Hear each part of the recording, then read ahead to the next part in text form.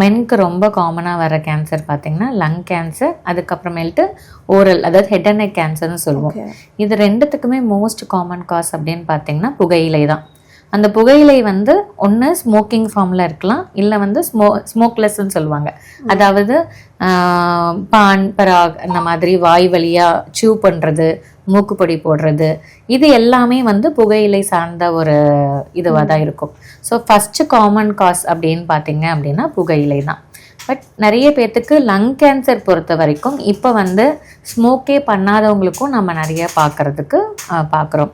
So இந்த lung கேன்சருக்கும் oral cancer, அதாவது head and neck கேன்சருக்கும் பார்த்தீங்க அப்படின்னா ஸ்க்ரீனிங் அப்படின்றது இருக்குது. ஸ்க்ரீனிங்னா என்னென்னா, இப்போ ஒருத்தர் வந்து 10 வருஷமாக 20 வருஷமாக ஸ்மோக் பண்ணுறாங்க, நிப்பாட்டிட்டாங்க.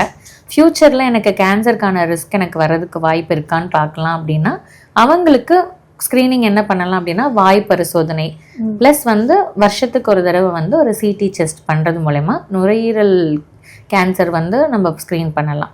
இதை காட்டிலும் ஜென்ரலாக வந்து நம்ம வந்து வேற எந்த டெஸ்ட்டும் வந்து நம்ம பண்ண மாட்டோம்.